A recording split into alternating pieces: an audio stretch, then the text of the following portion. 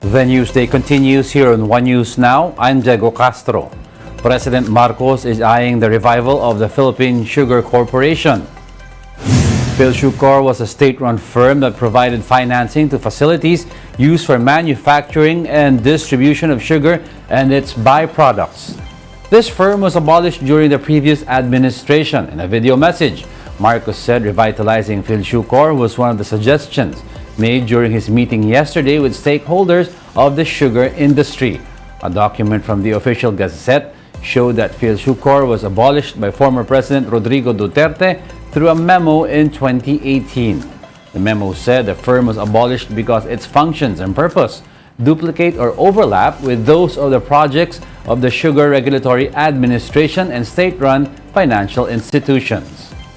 Philsucor is Philippine Sugar Corporation. It provides it is like it's financing for farmers, especially for cooperatives and farmers associations, yung mga tinatawag na block. Bubuhayin natin at babaguhin natin, titignan natin kung ano yung mga pagbabago para makapag-adjust tayo dito sa sitwasyon natin ngayon. And they will continue their work in providing assistance sa ating mga farmers, sa ating mga farmers groups. During the meeting with stakeholders, Marcos also discussed the government's decision to import up to 150,000 metric tons of sugar. He says the government and stakeholders have now agreed on the importation schedule and how traders will bid on the imports. Despite the importation, Marcos assures stakeholders of the sugar industry that locally produced sugar will be favored. We had some discussions on the future and how to strengthen the industry. And we talked about some of the identified areas that we should now start categorizing as sugar land. Para dumami ang ating acreage, ang ating hektarya na nakatanim ay asukal. Yun na nga para dumami na rin ang ating production. An agricultural group warns that prices of onions could reach as high as 500 to 700 pesos per kilo again. The Samahang Industriya ng Agrikultura or SINAG explained that the possible spike in prices is due to thinning supply. Onions are now being sold at up to 200 pesos per kilo. Based on the monitoring of the Agriculture Department, SINAG said prices could be stabilized if the government will carry out the planned importation at the right time. Yung puti kasi paubos ng itong July. So dapat may stocks na tayo na imported by July para hindi makat. Kasi kung makat, automatic yan tataas ang presyo. Yung pula, ang estimated stocks is up to November. Pero ang tingin natin dapat pumasok ng September. Pampanga 3rd District Representative Aurelio Gonzalez Jr. has been designated as House Senior Deputy Speaker, replacing Gloria Macapagal Arroyo. Arroyo, a former president and now representing the 2nd District of Pampanga in the lower chamber, has been named Deputy Speaker.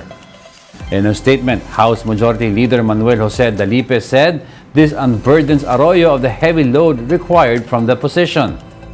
Commenting on the change in leadership, Arroyo said the move was the prerogative of the House of Representatives. We'll be back with more stories after the break. Keep it here on One News.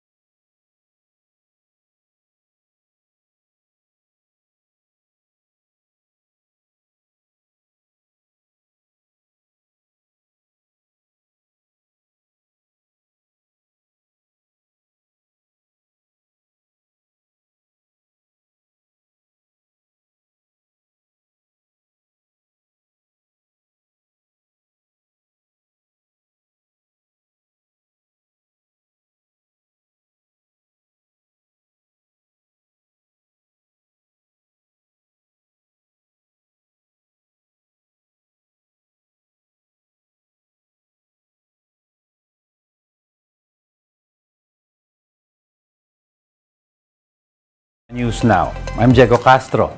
Lawmakers raise concerns over the possibility of China accessing the country's power grid.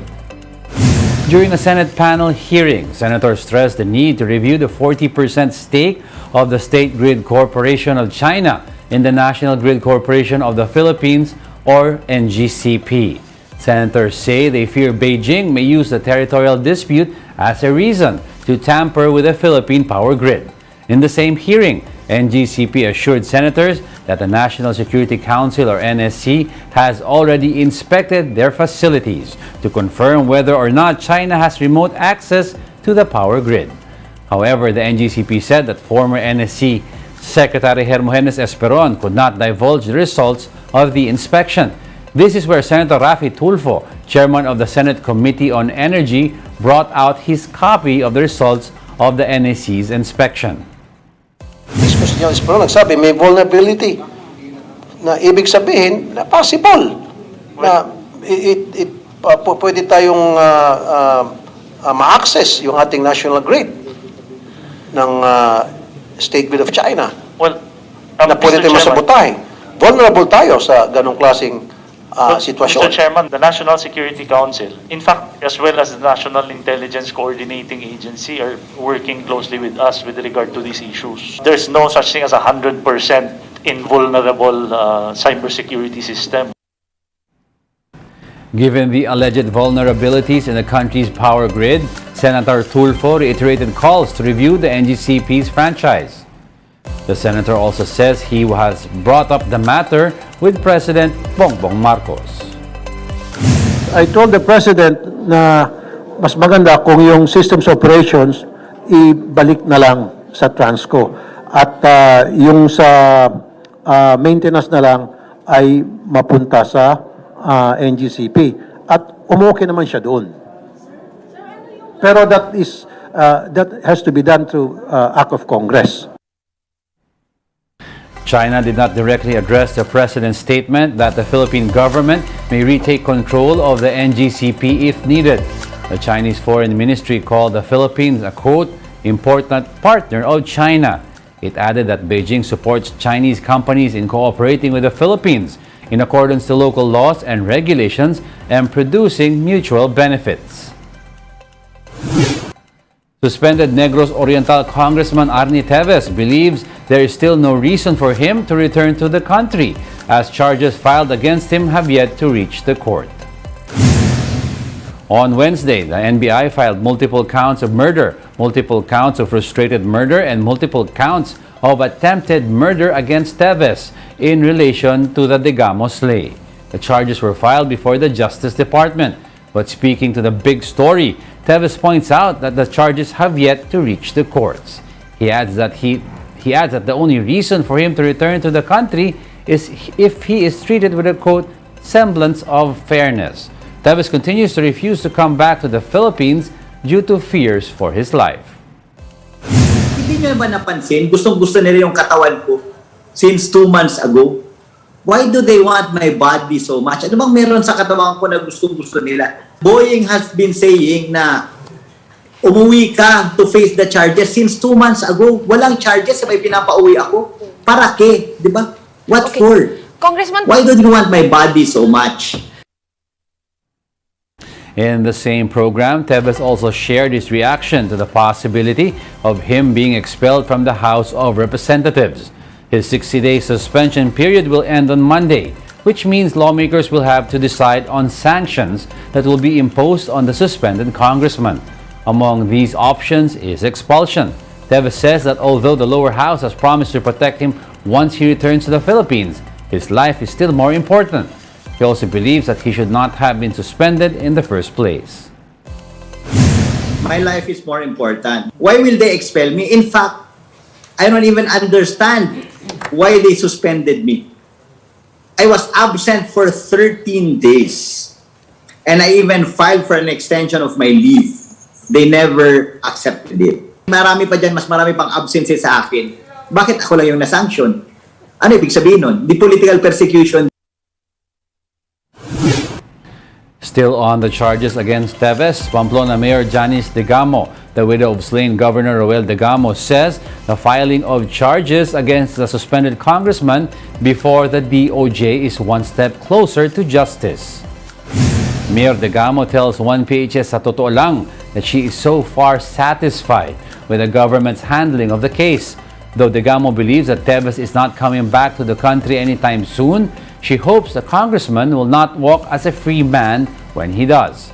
Degamo says her camp is still waiting for the filing of charges against other suspects in the murder of her husband. That is one step closer to finding justice. Dapat hopeful tayo because talagang sa tingin din namin may patutunguhan talaga itong kaso. And those are the top stories of the hour. Join us again at 9:45 a.m. as we continue to monitor the day's biggest stories. I'm Diego Castro. We are One News. All sides, all the time.